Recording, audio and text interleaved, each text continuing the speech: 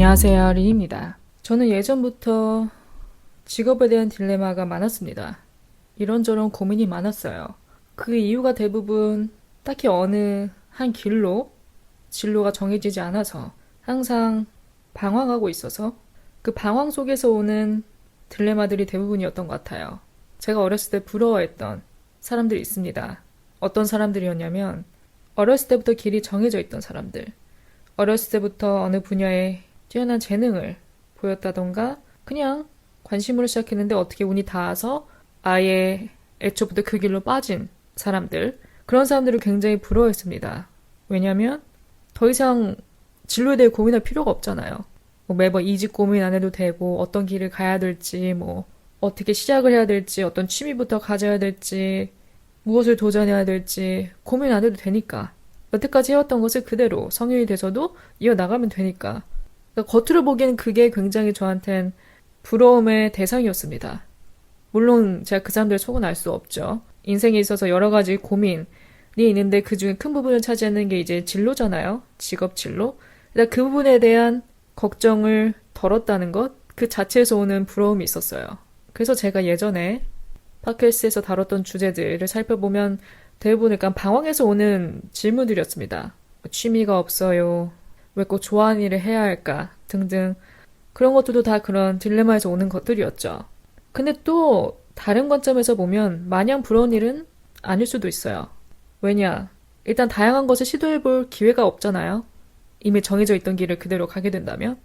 또 어떻게 보면 그 길이 본인의 의지와는 상관없이 뭐 부모에게 등 떠밀려서 딱히 뭐 선택의 여지 없이 그 길을 간다던가 혹은 어렸을 땐 그 길이 전부인 줄 알고 따랐는데 나중에 이제 시간이 지나서 보니까 행복하지 않은 거예요. 그 일을 하고 있는 내 자신이. 그래서 나중에 그걸 늦게서야 이제 깨닫고 다른 길을 찾는 사람들. 그런 케이스도 있기 때문에 또 마냥 제가 겉으로 보여지는 모습만 보고 판단하기엔 이럴 수도 있죠. 항상 남의 떡이 커 보이는 법이잖아요. 내가 가지지 못한 것을 남이 가졌을 때 그게 굉장히 커 보이고 부러워 보일 수 있죠. 또 그 사람들 다 행복할 거라 생각하는데 또 모르는 거죠. 그건 다 상대적인 거니까. 솔직히 지금도 그 고민이 멈춰졌다고는 할 수 없어요. 모르겠어요. 제가 평생 직업이라고 느낄 만한 것을 찾게 된다면 이 딜레마가 멈출지. 그럼에도 평생 이 딜레마를 안고 살아갈지. 평생 직업이란 게 있나요? 누군가에겐 있을 수 있는데 또 어떻게 보면 이 세상에 영원한 건 없잖아요. 내가 뭐 원하든 원치 않든 그 자리에서 내려와야 되는 그런 시간표가 올 때도 있고 혹은 또 내 의지와는 다르게 뭐 내 개인적인 사정으로 내가 좋아하던 일을 그만둬야 되는 상황이 올 수도 있고 뭐 질병이나 부상 등등 변수가 너무 많기 때문에 내가 이건 내 평생 직업이야. 평생 직업이 될 거야. 나 이 직업을 너무 사랑해. 라고 깨달았다 하더라도 그것이 영원할 거라고 기대하기는 어려운 것 같아요. 그래서 어떻게 보면 우리가 갖는 이런저런 고민들, 직업에 있어서 갖는 이런저런 고민들이 자연스러운 현상 같습니다. 자연스러운 것 같아요. 저만 이런 고민하는 거 아니겠죠? 누구나 다 하겠죠? 저는 항상 이 둘 중에서 방황했습니다. 예전부터 직업을 선택할 때. 뭐였냐면 고연봉, 고강도 직업 대 평균 임금, 저강도 직업. 돈을 많이 받는 대신 그만큼 좀 빡센, 빡세다는 게 꼭 뭐 신체적으로만 빡세다는 게 아니라 이런저런 뭐 잔업, 팀원과의 협업, 프로젝트 등 이제 일의 난이도? 그런 것들도 높고 단순한 직업이 아니에요. 그 대신 연봉은 많이 주는 직업. 반대로 임금은 보통입니다. 평균 임금이에요. 낮지도 높지도 않은 평균 임금. 그러다 보니까 난이도도 수월한 편이죠. 강도가 높지 않은 직업, 어렵지 않은 직업. 항상 저는 이 둘 사이에서 갈등을 했습니다. 내가 욕심이 있다면, 돈에 대한 욕심이 있다면 전자를 선택하는 게 맞는데 내가 그걸 감당해낼 자신이 없는 거예요. 하지만 상대적으로 좀 편한 일, 물론 남의 돈 받아먹고 사는 게 어렵지만 이 세상에 쉬운 일 하나도 없지만 그래도 상대적으로 좀 덜 힘든 직업. 그런 걸 택하면 일단은 몸은 편하니까, 스트레스를 덜 받으니까, 체력적으로 좀 덜 힘드니까 돈을 택할 것이냐, 편함을 택할 것이냐, 둘 중에 하나죠. 그리고 또 웃긴 게 이 세상에 꽁이 없잖아요. 돈을 많이 주는 데는 다 그만한 이유가 있습니다. 사람은 각자 그 자기의 임금에 맞는 생활을 하게 돼 있습니다. 월 200을 벌면 200에 맞는 생활을 하게 돼 있고 300을 벌면 300에 맞는 생활을 하게 다 돼 있어요. 물론 300을 벌다 200으로 떨어지면 좀 힘들겠죠. 근데 대부분의 사람들은 다 자기 주제에 맞는 그런 라이프 스타일을 누리고 살게 돼요. 그래서 저 같은 경우에는 돈이 이렇게 우선순위가 안 되더라고요. 물론 돈을 많이 벌면 좋죠. 돈 욕심 있어요. 저도 내 돈 벌고 싶고 로또도 당첨됐으면 좋겠고 결국 제가 지금 하는 이 모든 것들이 다 어떻게 보면 커리어를 위한 거잖아요. 그 커리어를 위한 것이라면은 결국은 돈이죠. 출발이 아무리 뭐 취미에 그친다 하더라도 결국은 큰 꿈을 꾸게 되잖아요. 거기서 따라오는 보상을 원하게 되죠. 그러니까 제가 마냥 뭐 관심이 없어서 돈에 대한 욕심이 없어서라기보다는 제 웰빙을 이제 우선순위로 놓다 보니까 내 몸이 편한 것, 스트레스 받지 않는 것 그쪽으로 이제 점점 눈길을 돌리게 되더라고요. 여러분은 직업을 선택할 때 어떤 것을 가장 중요시하게 여기나요? 첫 번째 거리, 두 번째 임금, 세 번째 회사의 네임 밸류, 뭐 대기업이냐 뭐 중소기업이냐 그런 좀 네임 밸류, 네 번째 직무 분야. 이런 사람이 있죠. 뭐 약간 팀업을 선호한다. 누가 이렇게 같이 머리 싸매고 일해서 어떤 프로젝트를 완성하고 그런 좀 협업 그런 것을 선호하는 사람이 있는 반면에 좀 독단적으로 개인적으로 일하는 것을 좋아하는 사람들. 그냥 주어진 일만 받아서 혼자 알아서 이렇게 처리한 다음에 끝내고 가는 것. 그래서 좀 개인적인 걸 선호하는지 협업을 선호하는지 사람들과의 교류 그런 걸 더 좋아하고 그게 더 맞다고 느끼는지 여기에서도 좀 갈리겠죠. 다섯 번째는 복지. 저는 거리입니다. 무조건 거리예요. 앞서 말씀드렸다시피 저의 웰빙, 워라밸을 중요시 여기다 보니까 거리만큼은 타협할 수가 없더라고요. 아무리 뭐 내가 원하던 꿈의 직장 혹은 뭐 고연봉이라 하더라도 거리가 멀면 다닐 수가 없습니다. 실제로 저는 먼 거리도 다녀봤고 가까운 거리도 다녀봤거든요, 예전에. 이게 우리가 직업을 선택할 땐 그게 되게 별거 아닌 것처럼 느껴져요, 거리가. 나를 뽑아만 준다면 그 거리쯤이야 내가 못 다니겠어? 이렇게 생각하는데 막상 출근날이 되잖아요? 힘듭니다. 출퇴근하는 시간에 소비하는 시간도 굉장히 아깝게 느껴지고 일단 그 시간 어떻게 보면 좀 버리는 거니까 특히 퇴근 같은 거에 있어서는 1분 1초라도 빨리 집에 가서 몸을 뉘우고 싶잖아요. 근데 거리가 멀면 그만큼 더 일을 연장하는 기분입니다. 특히 아침 출근길은 더더욱 전쟁 같은데 그거를 일주일에 5번 해야 되는데 장난 아니죠. 그래서 저는 그 경험을 이후로 무조건 거리를 우선시합니다. 제 친구가 현재 어떤 회사에 다니고 있는데 그 회사가 제가 한때 꿈꾸던 드림 컴퍼니였어요. 실제로 오래전에 제가 그 회사에 지원을 했다가 떨어졌던 적이 있었습니다. 어쨌든 그 당시 저에겐 그 회사가 항상 일지망이었어요. 일지망이었던 이유는 안정성과 급여, 사람들이 그 직업을 바라보는 인식 그런 것 때문에 선호했죠.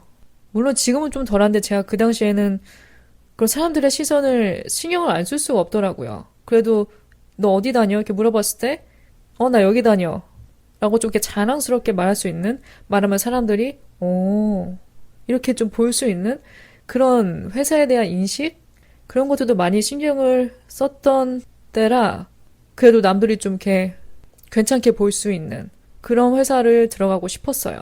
뭐 어쩔 수 없이 그런 피상적인 이유로 입사를 희망했었죠. 꼭 제가 그 회사를 정말 원해서 내가 원하던 직업, 그 직업이 정말 나한테 잘 맞을 것 같아서 라기보다는 또 저뿐만이 아니라 그 당시에 이제 주변에 많은 친구들도 거길 원했었고 인기 분야였죠. 근데 떨어졌습니다. 떨어진 이후로는 딱히 이렇게 미련 없이 돌아서게 됐는데 나중에 이제 제 친구 중 한 명이 그 회사에 취업을 하게 됐어요. 아주 나중에. 그래서 저는 그 친구 거기 합격했을 때 잘 됐다. 이제 뭐 끝났네. 더 이상 어디로 이렇게 면접 보러 다니지 않아도 되고 거기서 뼈를 묻으면 되니까 이제 끝났다. 안정됐다. 잘 됐다. 이제 잘 다니겠네. 문제 없을 거야. 하고 이제 그렇게 치부를 했는데 계속 이 친구가 저를 이렇게 만나면서 얘기를 하다 보면 그 직장에서 오는 여러 가지 스트레스 그런 게 있더라고요. 들어보니까. 마냥 내 눈에는 좋아 보였는데 딱히 뭐 문제 없을 거라 생각을 했는데 이게 다녀본 사람 얘기는 다른 거예요. 사람들과의 갈등, 왠지 모를 털세, 이런저런 게 자잘한 사고, 혹은 뭐 고객이 주는 그런 스트레스, 뭐 성과급, 승진 등등 다양한 곳에서 이렇게 스트레스가 온다 하더라고요. 그래서 그 친구가 항상 만날 때마다 저한테 이런 얘기해요. 이쪽 오지 말라고. 보통 자기 직업에 만족하고 괜찮다 생각하면 남들한테 이렇게 추천할 수 있잖아요. 나쁘지 않아, 괜찮아, 한번 도전해봐 이렇게. 근데 그 친구는 처음부터 끝까지 현재까지 저한테 추천했던 적이 없습니다. 내가 그것을 가져보기 전엔 모르는 거예요. 해봐야 아는 거죠. 그리고 남의 떡이 커 보이지만 항상 큰 것만은 아니라는 것을 이렇게 느끼게 됐습니다. 그래서 내가 마냥 불효할 건 아니구나. 또 이렇게 제가 제 3자를 통해 그 직업의 단면을 깊이 이렇게 보게 되니까 다 상대적인 거구나. 다 개인마다 느끼기 나름이구나. 이 세상에 이렇게 완벽한 베스트 오브 베스트, 꿈의 직장 그런 건 없을 수도 있겠다. 라는 깨달음이 들었습니다. 오늘 직업 얘기하다 보니까 언급 안 할 수 없는 게 취업난이죠. 고용시장 불안, 청년 니트족 증가 등 이런 문제들이 단순히 일자리 부족 뿐만이 아니라 굉장히 다층적인 문제라고 봅니다. 표면적으로는 그냥 취업 못하는 청년들의 문제로 돌릴 수 있지만 더 깊이 들여다보면 사회 구조적 요인과 노동시장 시스템의 문제가 복합적으로 얽혀 있는 거죠. 그래서 저도 궁금해졌어요. 원인이 뭘까? 이런 현상의 원인. 일단 첫 번째, 일자리 양극화. 이거는 하루 이틀 얘기가 아니기 때문에 많은 분들이 인지를 하실 테지만 보통 내가 선택할 수 있는 상황이라면 중소기업보다는 대기업, 공공기관을 선호하게 되죠. 또 청년들 중에서도 일정 이상의 학력, 자연스럽게 고학력자는 공공기관이나 대기업을 선호하게 되고 그쪽으로 몰리다 보니까 경쟁력이 심해지는 거죠. 가끔 이런 말 하는 사람도 있습니다. 눈을 좀 낮춰라. 눈을 낮추면 갈 곳은 많다. 좀 더 수월할 거다. 완전히 틀린 말은 아닙니다. 근데 우리가 그 당사자가 돼보면 또 입장이 다를 수도 있어요. 내가 그래도 배운 게 있는데, 공부한 게 있는데, 갖춘 스펙이 있는데, 이걸 가지고 애써 낮은 곳을 바라보기 싫은 거죠. 더 높은 곳을 바라보고 싶죠. 물론 요즘같이 이렇게 치열한 상황에서 한올 수 없이 차선책으로 눈길을 돌린 사람도 있겠지만, 그렇다고 그 높은 곳만 우러러보는 사람들에게 무조건 눈을 낮춰라 라고만 하기에는 좀 깊이가 부족한 느낌? 사람이 정말 급해진다면, 불안해진다면 어쩔 수 없이 2순위, 3순위까지 눈을 돌리겠지만 원하는 곳에 취업하기 위해 끈기 있게 도전하고 준비하고 그러는 과정들을 마냥 또 시간 낭비라고만 볼 수는 없는 거죠. 그 다음은 노동시장의 경직성, 정규직 해고가 어려운 구조 속에서 기업들은 신규 채용을 줄이거나 비정규직으로 돌리는 거죠. 해고 얘기를 하다 보니까 생각나는 게 미국. 미국은 한국에 비해 해고가 훨씬 자유로운 나라죠. 이런 이유가 단순히 마음대로 자르는 나라여서가 아니라 노동시장의 구조와 법적 체제, 법적 기반 자체가 완전히 다르기 때문이라고 합니다. 일단 우리는 해고 제한 원칙, 특히 부당해고 금지 등의 원칙이 있죠. 하지만 미국은 임의 원칙이라고 합니다. 그리고 근로계약을 할 때도 한국은 정규직 중심, 그리고 또 고용 보장을 강조하는 반면 미국은 개인계약 중심, 또 단기계약이 많고요. 또 미국은 해고가 자유로운 대신 재취업 기회가 열려 있습니다. 해고는 인생 끝, 인생 망이 아니라 또 다른 시작이 될 수 있는 거죠. 기업 간 인력 이동이 작고요. 이직이 일상화돼 있다는 얘기죠. 직업에 대한 인식 자체가 다른 것 같아요. 우리나라는 존버죠, 좀. 한 곳에서 지그시 오래 버티는 것을 목표로 하는 반면 미국은 뭔가 스스로의 커리어에 초점이 맞춰져 있는 것 같아요. 내 커리어는 내가 관리한다. 이런 느낌? 존버라는 게 어떻게 보면 가늘고 길게 가는 느낌이잖아요. 그래서 대부분 회사에서의 내 입지, 성과, 승진 그런 것보다는 그냥 내가 하루하루 출근할 수 있는 곳, 따박따박 들어오는 월급을 받을 수 있을 정도로만 하면서 버티는 거예요. 물론 일반화는 아닙니다. 많은 사람들이 승진을 위해서, 더 많은 성과급을 위해서 회사에서의 본인의 위치를 발전시키기 위해서 노력을 하죠. 그런 사람이 있는가 반면 또 이렇게 가늘고 길게 가는 사람도 있고요. 그래서 전반적으로 종합을 해보면 한국에서는 해고가 거의 금기시 되다 보니까 이렇게 유연하지 않다 보니까 채용 자체를 굉장히 신중하게 하고 반대로 미국은 유연해요. 채용도 과감하고 빠르고 해고도 과감하고 느낌이 다른 거죠. 해고가 자유로울 수 있으려면 사회적 안전망이 잘 갖춰져 있어야 됩니다. 여기가 아니어도 이렇게 갈 데가 있어야, 도전을 할 데가 있어야, 문이 더 많이 열려 있어야 해고를 당해도 인생 끝이구나가 아니라 또 여기서 내 커리어 쌓으면 되지, 여기서 새 출발하면 되지, 그런 생각으로 근로자가 임할 수 있죠. 불안하지 않게, 마음 편하게. 그게 안 되는데 해고를 해버린다 하면은 답이 없는 거고, 당연히. 그래서 다시 이 취업난 원인으로 돌아와 보면 방금 언급한 사회 안정망이 부족함도 원인이 될 수 있다고 해요. 취업 실패 시 재도전할 수 있는 기반이 약한 거죠. 이직 혹은 재교육 프로그램 등 이 훈련에 있어서 이 훈련도 있긴 있습니다. 존재는 해요. 저도 20대 초반 때 그 직업훈련 시스템으로 자격증 학원에 다닌 적이 있거든요. 그래서 저도 해보긴 했습니다. 경험은 했었어요. 그 이론은 제가 한 적이 없어서 모르겠어요. 요즘 현상은 어떤지, 광범위해졌는지, 항목 프로그램이 좀 다양해졌는지 모르겠는데 뭐 저도 생각해보면 그걸 따서 활용을 못했거든요. 그럼 이런 문제를 어떻게 해결해야 할까? 일단 교육에 있어서 직무 중심의 실무 교육을 확대하자는 제안도 있고요. 기업에 있어서는 정규직 채용을 늘려야 된다는 거죠. 정규직 채용을 확대시키고 서열보다는 이 성과 중심 보상, 그 사람이 해내는 그 성과 중심의 보상으로 체계를 바꾸는 것도 방법이 될 수 있고요. 직업훈련이나 창업 지원을 좀 더 체계화하고 범위를 늘린다던가 청년의 고용보조금을 확대시킨다던가 그런 정부 정책 면에서도 나온 제안이 있습니다. 또 무엇보다 우리가 인식을 좀 바꿔야죠. 물론 개인의 탓인 경우도 있겠죠. 하지만 무조건 막연히 개인의 탓으로만 그 프레임을 씌우지 말고 구조의 문제로 보는 그런 인식을 가지면 좋을 것 같습니다. 오늘 에피소드는 여기까지입니다. 이 직업 관련 주제는 제 팟캐스트의 고정 토픽 같아요. 단골 손님? 앞으로도 제가 간간히 또 어떤 딜레마가 생기거나 뭐 고민이 생기거나 그런다면 또 다른 주제와 이렇게 좀 병합해서 만들 수도 있겠죠. 어쨌든 오늘 얘기하다 보니까 단골 주제가 된 느낌이네요.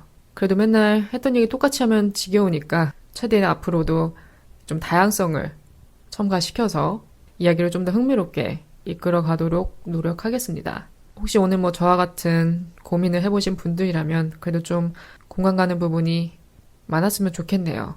남겨주고 싶은 의견이 있으시다면 스포티파이 댓글이나 팟캐스트 인스타그램, 애플 팟캐스트 리뷰에 남겨주시면 좋을 것 같고요. 에피소드와 함께 제가 항상 릴스와 쇼츠도 같이 올리고 있으니까요. 짧은 클립으로 즐기고 싶으신 분들은 유튜브나 인스타그램 계정에 들어가셔서 확인해 주시면 좋을 것 같아요. 남은 하루도 무사히 잘 마무리하시고요. 저는 또 다음 에피소드로 찾아뵙겠습니다.